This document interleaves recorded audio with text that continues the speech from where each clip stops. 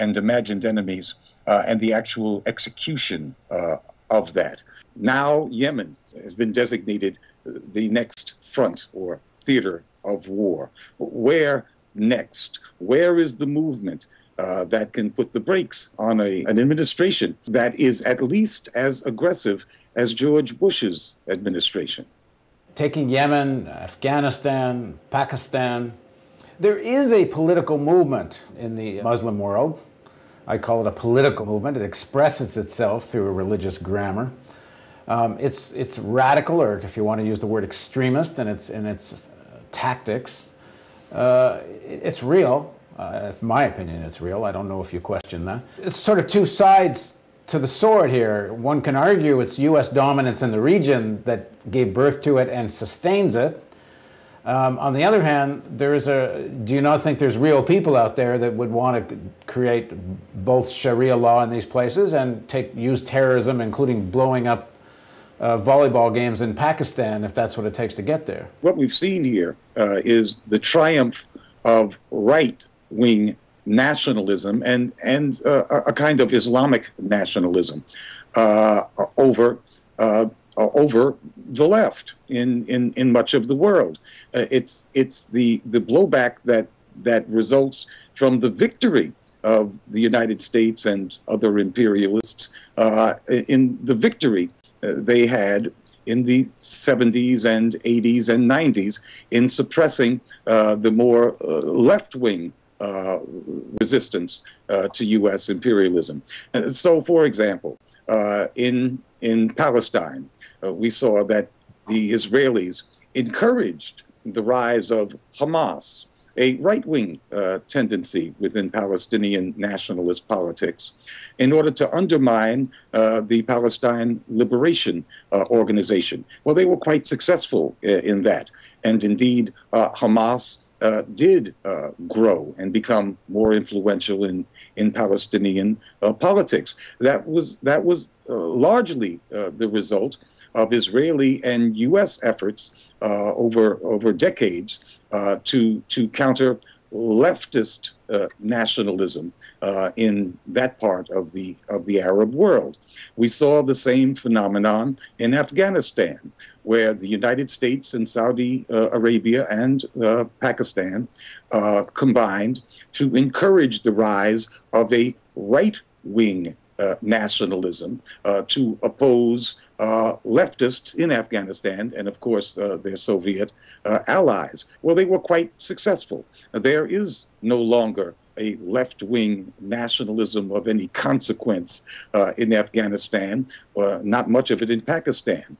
So that the resistance to U.S. imperialism comes from the right, from right-wing nationalists. We've seen this pattern before, including, I think one could even put Hitler into that, yes, into that category.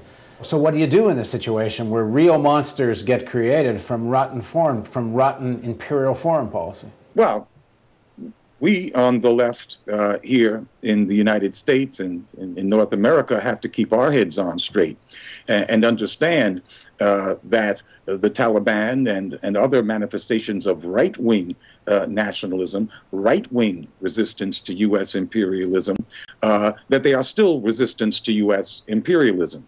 And the problem in the world is not right-wing nationalism, although that is certainly a problem for the people in those countries. But the main problem in the world is U.S. imperialism. That is the germinator of these tensions. So we have to keep our heads on straight and understand that the United States remains the principal source of misery and death on the planet today. But you can't take away people's right to rebel, and you start to see this in Iran, where because the Iranian regime, a reactionary, politically repressive regime, totally enmeshed in global capitalism, even though they want to call themselves anti-imperialist, but collaborate with the U.S. in Afghanistan and Iraq one day and then become the big enemy the next. But this logic that the U.S. is the problem in the world leads some people on the left to actually wind up virtually opposing a Iranian resistance movement to political repression. That is true. There is no shortcut to doing your work. If you are a progressive, you also are supposed to be a responsible person, and so you don't react reflexively to third world manifestations of anti-imperialism without a critique. But we also should not embrace them reflexively either. We have to know who we're supporting and why. Again, like if you take Iran or somewhat similar situations that could develop elsewhere, where you have a government that's anti-American but right-wing anti-American, people have a right to rebel against that, don't they? But the people, like, you can't take away people's right to fight their enemy, whether they're pro or anti-American. Oh, I think people have a right to rebel against their governments. That's part of the of respect for people's right to self-determination, that they work out their own problems. Now, when we're talking about Iran, please, we can't forget the fact that the United States has publicly, and we're not talking about black box money, but publicly authorized tens and tens and tens of millions of dollars to foment opposition to the regime in Iran. That there are elements in Iran that are being paid by the United States to undermine the regime. There are elements that are not working in the interest of Iranian society, but are in the pay of U.S. imperialists. That exists as well. But there's no evidence that's the dominant force driving this resistance movement. Oh, at one time, Iran had a thriving leftist movement, which in the space of a couple of weeks was literally wiped out by the Khomeini regime. 5,000 left revolutionaries executed in the space of 2 weeks. Yeah, there is a long history of left-wing anti-imperialist struggle in Iran. We should differentiate between the enemies of the regime. And certainly we've seen over the course of the 20th century, it's when these elites fight each other, destabilize each other, even go to war with each other. You can have breakthroughs in unexpected places where a democratic movement actually can break through. It may not be in the United States. It may be, in fact, the United States gets exactly what they don't wish for in the course of destabilizing another elite. I don't believe that that's the chemistry that we're going to, that we're encountering in Iran, however. I think the left has been broken in Iran under the regime of the Ayatollahs. I don't think of that an alternative to that regime would be anything that progressives here would recognize as progressive. I think at the moment the Revolutionary Guard seems so dominant it's not likely to change anytime soon. But even another section of the elite might open up some space, for example, trade unions to actually operate. Right now, the trade unions are virtually illegal. Many trade union leaders are in jail.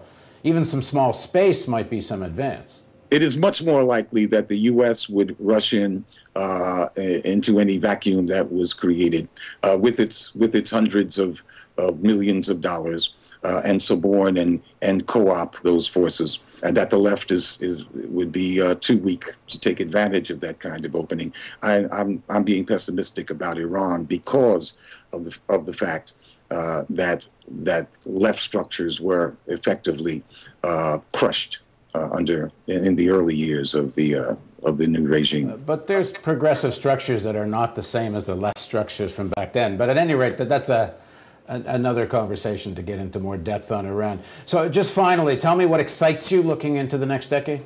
Latin America excites me. There seems to be no going back. Venezuela, Ecuador, Bolivia, and of course Cuba still hanging in there, provides a beacon for the people of the southern part of this hemisphere. I don't think that the prospects have ever been brighter for a real entrenchment in most of Latin America in this decade, the one that's beginning now, a reinstitutionalization of the left in Latin America that the United States can't bluster and blow over.